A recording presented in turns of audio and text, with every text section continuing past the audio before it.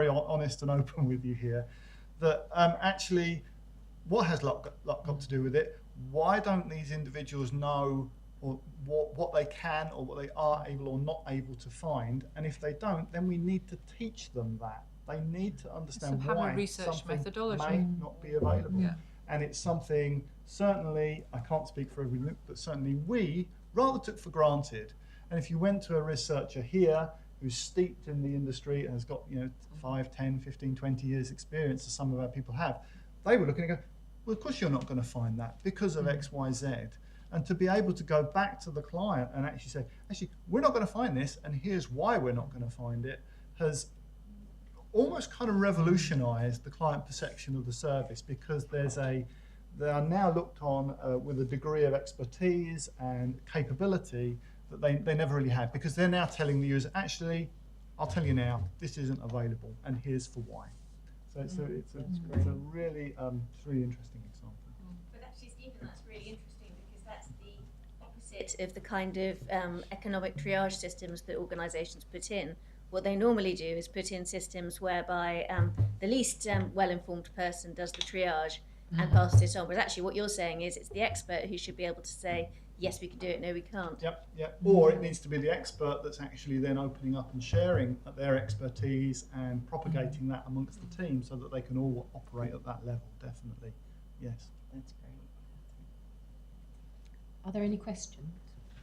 Any comments? I think for me, what's really interesting between your comments and the questions that was asked earlier, or the other comments that were made earlier, is that I think we sometimes, by working in the industry, imagine maybe that we have to be an expert automatically at the level that the people that do work in that industry are. But that's not what we expert as. And all your examples have illustrated that beautifully.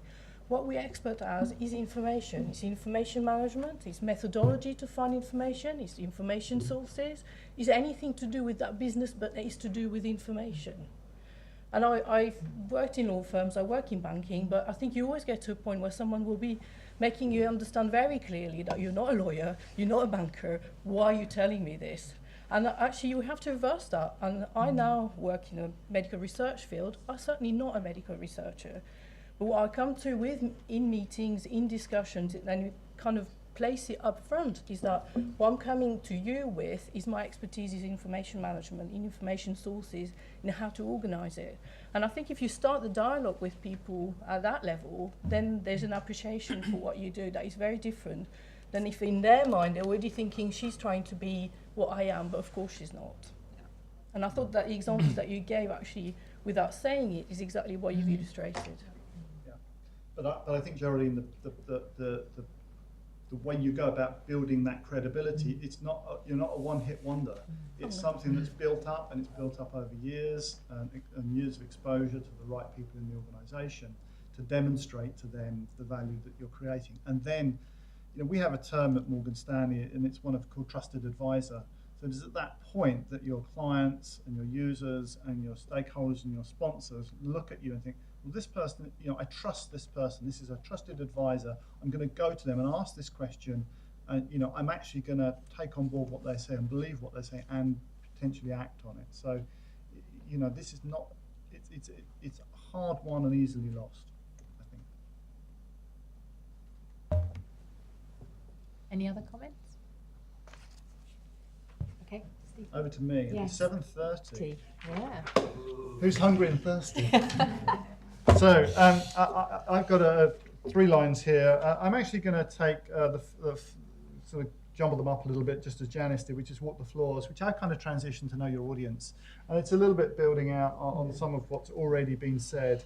And actually I alluded to some of the points that I wanted to make here. But when it comes to knowing your audience and the people that you're dealing with, I think it's extremely important that there is some differentiation made between them. From our perspective and my perspective, I look at people as being users. They're the people that leverage the services. You have effectively stakeholders. They've got some skin in the game, right? They've got some financial contribution they make to your service. And then you have sponsors, and you have the likes of advocates. And they can overlap. Somebody could be all 3 potentially. Some people are very segmented and siloed between them. But I think it's very important that you actually differentiate who you're dealing with, what their motivations are, what they're looking to get out of you, and actually tailor your message to them accordingly and recognize them as such. So and speak at their level as well. Sponsors are going to be at a much higher level than users, typically. Well, they are in banking anyway, I'm sure in law too, where you're dealing with partners as well, and then junior lawyers, etc., or paralegals. So, the message I think that goes to them has got to be tailored to them. Equally so, I think you've got to look at what the mood of and the rhythm of your organisation is. So 5 years ago, if I was coming into one of my sponsors' meetings and asking them for more money, I certainly wouldn't be at Morgan Stanley now anyway, let's put it that way. It would have been a pretty painful experience for everybody, because I'm not taking the mood and the rhythm of the organisation on board. Here now today, if you read the press, there's lots of talk about analysts and banking analysts working too hard and not having a good quality of life and not being paid enough. So at the moment, the focus here is very much on improving the quality of life of banking analysts. And that's a segue into us having a conversation. Well, what can we do to help you? How can we actually leverage services better to actually support the banking analysts and how they're actually operating? So you've got to pitch according to what the mood of the organisation is and what the likes of the CEO and the CFO are saying. I think ultimately, we talked a little bit about, how you can be, how you carry yourself within an organisation, how you present yourself. I think at the end of the day, you've got to be a corporate partner within the organisation, whether you're dealing with clients, whether you're dealing with peers and support groups like IT or legal, or whether you're actually dealing with, you're basically people who can help you out.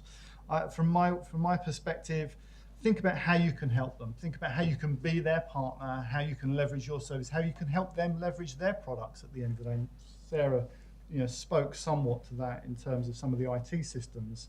At the end of the day, the report talks about providing a dialogue and not a transaction. So this is not just about the person coming in the door, making the phone call, sending the email saying, I want X, Y, Z. It is all about having a conversation. We have now comparatively sophisticated users, I think, in most of our communities, certainly here in banking, and they require more complex solutions at the end of the day. So we have to move with the times and frankly appreciate that, I think. A little bit of the point that Janice picked up on, but also go to events, go both to internal events and external events, because that's where also you pick up the overarching mood of what's going on in an organisation, finding out what people are talking about, either internally or actually events like this, and what's actually worrying people. And we have a very active investment banking forum that a lot of the information professionals come to from time to time, probably quarterly, I would say. And it's just good to kind of chew the fat on stuff, really, on a kind of Chatham House rules basis. You find out what's bothering other people in the industry. And it's really surprising. Nobody is streets ahead of anybody else. We're all kind of at the same level. We're all facing the same issues. And sure as eggs is eggs, our bankers and the leadership of the bank itself are having the same conversations with their peers as well. So that kind of sounding board and that ability to speak to colleagues, I think, is incredibly valuable. I'm watching time. You can tell I'm rushing here, right? Don't rush. Don't rush. Okay, so kind of moving on from kind of knowing the audience, I think links to savings and profits. I think this is always one that some people find pretty tricky. It's wrapping up into the value of the organisation and the value of the services that you offer. Again, Janice, you touched on it. Run your department as a business. Know what your P&L is. Okay, know where you spend your money. Know why you spend your money in certain areas. What the cost drivers are, and what the challenges are at the end of the day. That's where it all starts, because once you understand your own business, then you can take time to understand other people. So it's really important to know where your money is going. Metrics. Gosh, we capture a lot of metrics at Morgan Stanley. I don't know about anybody else. Probably far too many than is healthy, frankly. And we have a little bit of a preoccupation with them. But you must ensure that you measure performance of what you do. Measure relevant and measure performance relatively to other things as well. So is it a question that you can put out unit costs, for example? How much do you cost per hour, cost per request? How does that stack up against other organisations or other parts of your own organisation? We actually rank kind of between the four primary locations that the BIS operation actually operate in within Morgan Stanley, and we kind of compare the costs. It's kind of interesting to see how they actually stack up. But no unit costs of your products as well. So making sure that, again, you understand the value and how they maybe stack up and benchmark with external service providers also.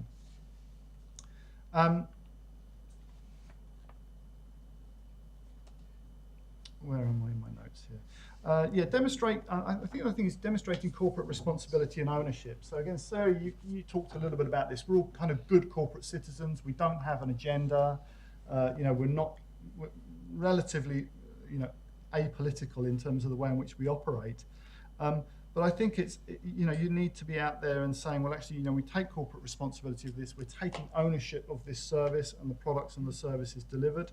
We have, for example, approval limits on a practical level. So we go out to our business and say, well, your people use us. We go to the sponsors and the stakeholders. Your money pays for our service. These are the guys that are using it. They have carte blanche to use it as they see fit. So actually, how can we help you control that? Should we say that they can only spend $500 on a particular request, for example, before we seek authorization, so that you as a budget holder know where your dollars are actually going? Every single product we buy is signed off by a budget stakeholder and budget owner within the business. And in an organization of 55,000 people, there's about 60 people on that list. So they have the say-so on every single dollar that is spent on behalf of their business unit. So the level of detail and the level of granularity is very, very high. And the transparency to those individuals is I think, unrivaled. I'm going to skip out some of these things. I think one of the most important things to do is to really get to know your finance department, and then also how you can actually use the finance department to better account for what you do. So the example that I'm going to use here again at Morgan Stanley is that we actually capitalise 90% of the product spend that we have within the business. And by capitalising it, I mean it's actually booked to the balance sheet and not to the profit and loss account. Now, it reduces the strain on the profit and loss account. It takes some of the spikes out that we see every day or every month in the P&L. And we actually then talk to the accountants and say, well, a much better way to do this is to put this on the balance sheet and then amortise it through the life of the contract, 1/12 at a time, or as it's consumed. And again, being in tune with the business, being in tune with the financial demands and the rigour that's now being applied to your respective organisations, actually getting to know those guys, getting under the skin of it, getting them to help you to account for your business within your respective organisations, shows good corporate responsibility and corporate ownership, I feel. And then ultimately, I think just be transparent and be accountable with your staff. How many people share their budget with their staff every month and show them their own P&L in terms of what is being spent within your respective organisations? How many people, maybe even some of you haven't even seen your P&L for your department, for example. You should. It encourages ownership of those people. They understand where the money is being spent at that point. With your management, clearly you need to be accountable to them because they're going to hold you to account. But also we do the same with our stakeholders and also with our sponsors as well. So they can see where their money is going, they can see the value that's being delivered, and they can then sponsor that and be advocates for that moving forward. Finally, reduce the burden of overstretched resources. And again, a lot's kind of been covered here. We talked a little bit about leveraging technology, about self-service platforms. Clearly, they must be fit for purpose again. They must be there, performing a useful function in support of the business. Think about the self-service platforms, not just in terms of your clients, but also your internal staff as well. And we've very successfully used SharePoint to actually share knowledge and expertise amongst our own teams first, let alone what we actually put out to be what we kind of call public facing to our users. At the end of the day, we're all, as Sarah says, we're all information professionals, we're all in this together, And we really want to share expertise with our teams as effectively as we can. And what we have found is that some of those tools have then actually grown and morphed into being an end user tool, because we've liked them a lot, we've got a lot from them, and then we're actually able to make them available externally. Make sure you sweat your assets. Sorry to go on about kind of information assets and managing them, but recycle, reuse stuff wherever you can, wherever the licenses allow, frankly. The more you can sweat those assets, the more you can recycle and reuse, get more value from the investment that you make in them, and really just helps the business understand how you're helping them to deliver more value. We have something called K-Web. Whenever a researcher does a request or does some information work and we get something that we can actually make public and make it reused, then we put it out there. It's not a question of building something and then actively maintaining it and updating it periodically. We actually kind of bake it into our day-to-day sort of execution work for research. Otherwise, just put widgets out and they can actually self-populate and draw information in that can be useful to the business. Talked a little bit about leveraging colleagues. I mean, large organisations like Morgan Stanley have an absolute wealth of talent. Don't feel you've got to be the expert in everything. Don't feel you've got to do everything yourself. We can actually get people from the other support groups to help us out. And not only can they help us, but as Sarah said, we can help them too. So if we can encourage them to leverage us, then one good turn deserves another. So you really become a corporate partner with those people. And then really I'd like to mention outsourcing and offshoring, the dreaded O words. We've really embraced that as an enabling kind of capability. It's enabled us to build product and services cost effectively, much cheaper than we could do anything here onshore. And we've been fortunate compared, I think, to other organisations where it's really been seen as a cost offset. Large groups have shut down almost onshore and been replaced or displaced by offshore capability. As I say, maybe it's by design, maybe it's by luck, who knows, but we haven't been asked to do that here. And I think we use the offshore resources very intelligently to support what admittedly now is a small core of onshore researchers who are operating much further up the curve in the value chain. And all the time you have to ask yourself cost versus value. If I can actually get this activity done more cost effectively, cheaper, somewhere else, and cost effectively is the key term, it's not just about saving money, it's how effective is it in relation to that cost, then you owe it to yourself to consider actually then this could or should be offshored or outsourced at the end of the day, because that's again the acid test for your sponsors and your stakeholders. They'll be looking to you to embrace those principles rather than kind of hide from them at the end of the day. And the more you hide from them, the more you step back from them and shy away from them, the more I think they'll force you and push you towards them. So it's really important you get on top of that.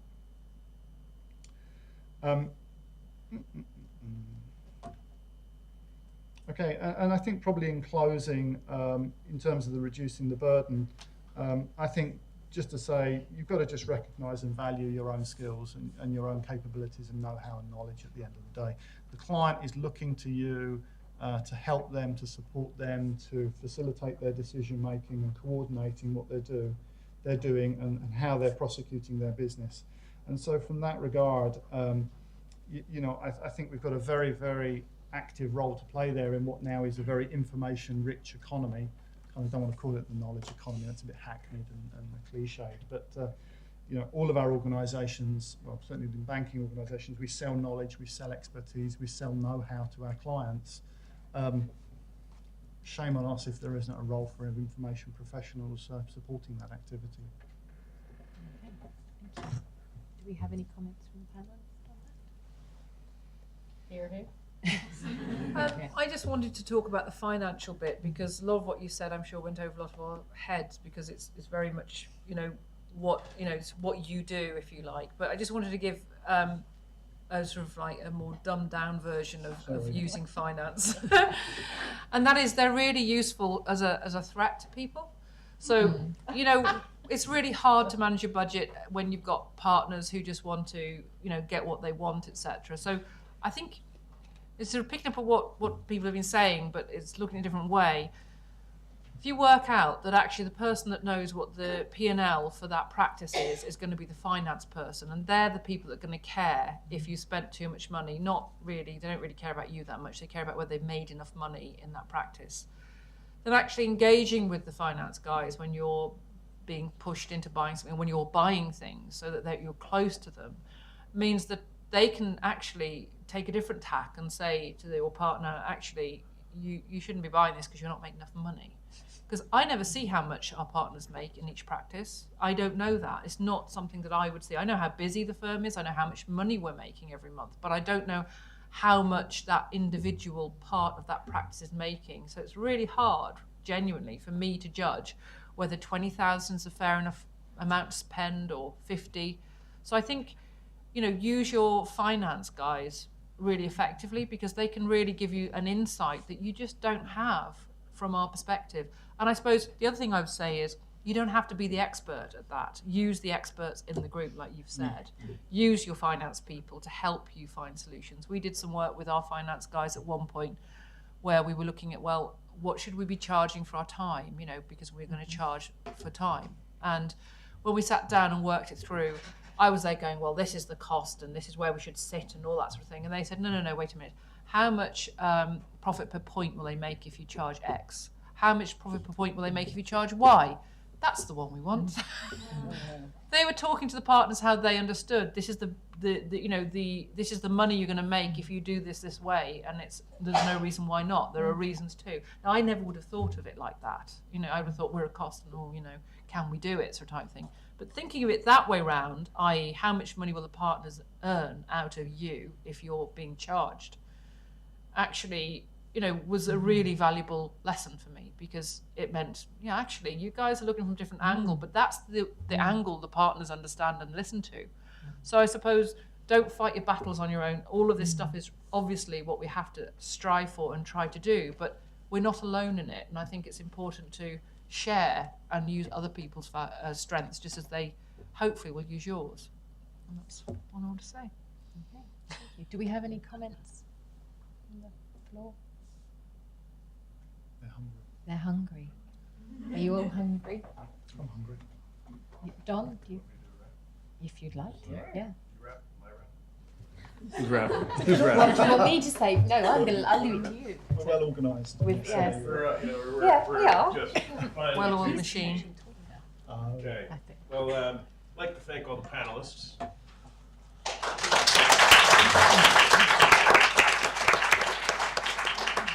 I'd like to thank James for teaching me a new term, efficiency. Thank you. But I think that theme of how taking interest in your client's business went through all the panel, all the discussion today, and how important that is. And, speaking from our business standpoint, if we don't understand the pain of our clients, we won't have a business. So I think that's take anything else home tonight, I think that's a relevant term, a relevant point. Janice was talking about the Google syndrome and the information professional as a coach, which I think is, and Sarah on that theme was equipping your users to be information literate. And actually, we're going to be doing an SLA Europe session on information literacy. And How about that for a second? I know, and Nancy's even in the audience. And there you go. And in conjunction with Phillips. And we're also looking at doing a workshop, which we've never done before, a bigger session where it's actually a workshop engaged. So stay tuned for that. I thought that Sarah's point on what did you use was extremely relevant. Try to find out, you do all this work, what the hell do they use out there? Is a great point. Stephen was about empowering the end user to do the basic low risk work and using your information team onshore to do the more value added.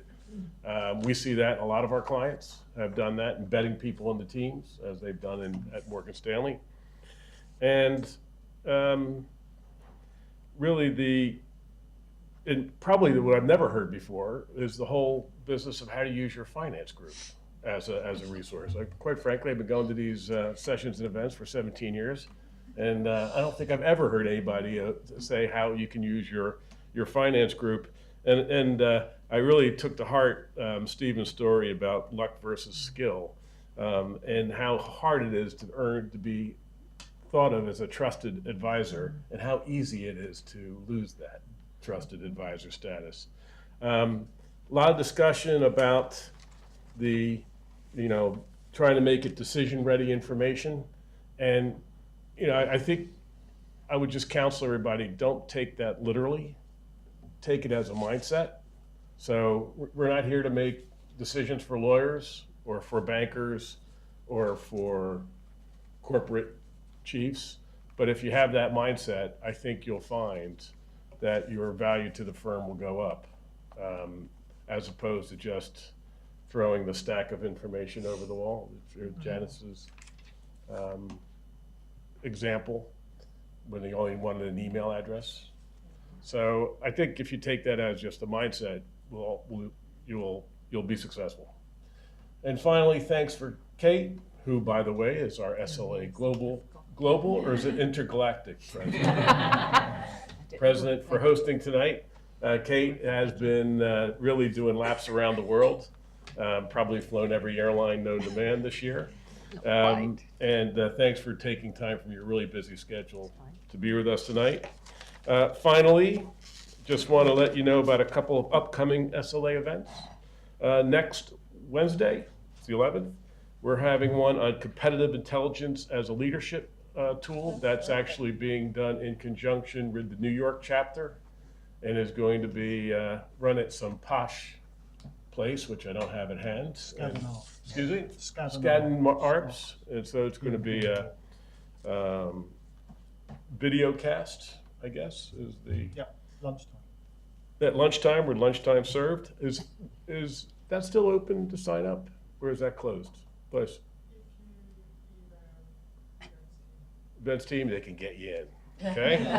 And then they can get you in. And then in October, I don't have the exact date, but we're doing a networking function in conjunction with the Internet Librarian International Conference. Sorry? 19th. Sam's got all the answers. Without Sam, I would be absolutely useless. True statement. Okay. Well, last of all, I'd like to thank all of you for coming this evening and for your comments and your attention and for your thoughts. And without further ado. Yes, so I can do a little bit of housekeeping. Thank you very much. The reception with the drinks and the food will not be served on this floor, I'm afraid. Logistically, it's a little challenging. We have to get you up to the top floor. I think it's the 14th. 12. Only 14 to some of us. 14th is in the other building, so up to the 12th floor. So if you make your way back to the lifts, and then, Karen, if you could kind of get ahead of the crowd, Yeah, they're just down the hall. then you can direct people through to the restaurant, because it's a little convoluted to get through. But back to the lifts and up to the 12th floor. Okay. Very nice. Oh, nice.